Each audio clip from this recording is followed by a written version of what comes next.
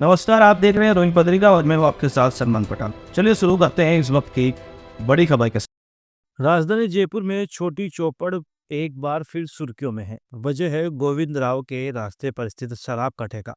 मंदिर के पास चल रहे इस ठेके को हटाने की मांग को लेकर स्थानीय लोग बीते दिनों महीनों से लगातार प्रदर्शन कर रहे हैं।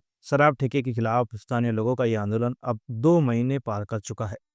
स्थानीय निवासियों का कहना है कि ये ठेका मंदिर के नजदीक स्थित है और यहाँ से गुजरना खास तौर से महिलाओं के लिए काफी मुश्किल हो रहा है। शराब के नशे में धुत लोग सड़कों पर पड़े रहते हैं, जिससे श्रद्धालुओं को भी परेशानियां होती है।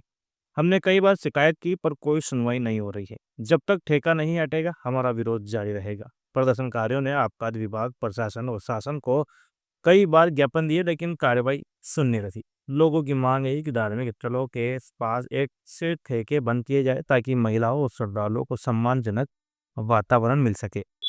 इस वक्त हम मौजूद है राजधानी जयपुर के कोतवाली थाना इलाके के अंदर, जहां हम आपको बता दें गोविंद राव के रास्ते पर अभी हम मौजूद है, जहां हम आपको बड़ी जानकारी ये भी दे देते हैं। एक मंदिर के नजदीक मात्र 10 मीटर की दूरी पर ही मंदिर के नजदीक ही एक शराब का ठेका है। उस ठेके को लेकर स्थानीय लोगों की तरफ से बड़ा विरोध प्रदर्शन 2 मई को किया गया था।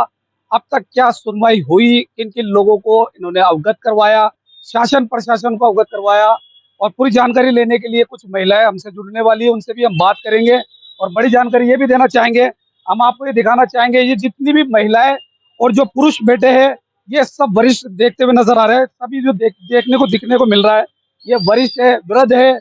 और ये क्यों बड़ा विरोध प्रदर्शन करने के लिए, आखिर लंबे समय से क्यों बैठे हैं, बड़ी जानकारी लेने के लिए हमारे साथ एक महिला जुड़ चुकी है, उनसे हम जानने की कोशिश करेंगे।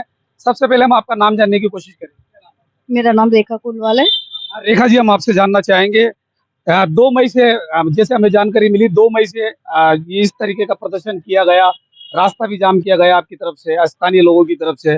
क्या हुआ, किस बात को लेकर बड़ा विरोध प्रदर्शन आपकी तरफ से?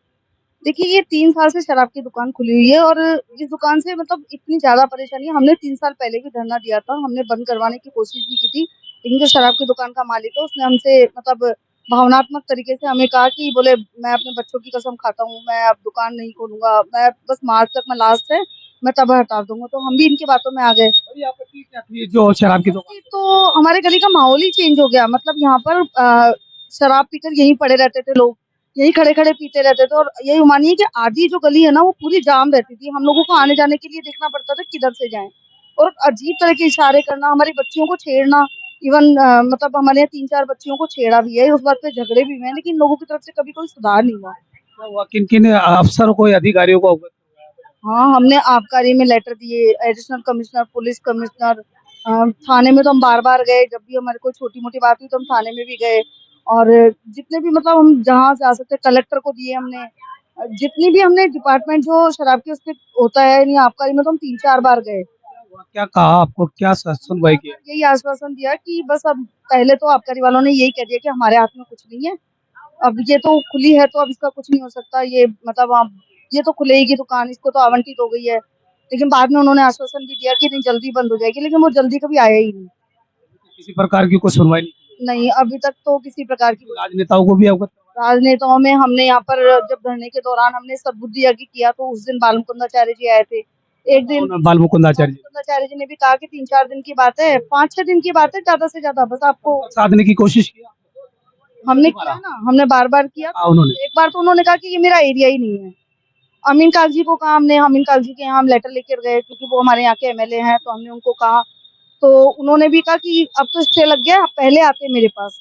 हम जितनी हमें जानकारी थी हम गए, उनके पास जाना रह गया था, लेकिन संतुष्टि वाला जवाब किसी से भी नहीं मिला? संतुष्टि वाला जवाब नहीं, बल्कि हम लोग की जाए विधायक अमीन कागजी की या बाल मुकुंदाचारी?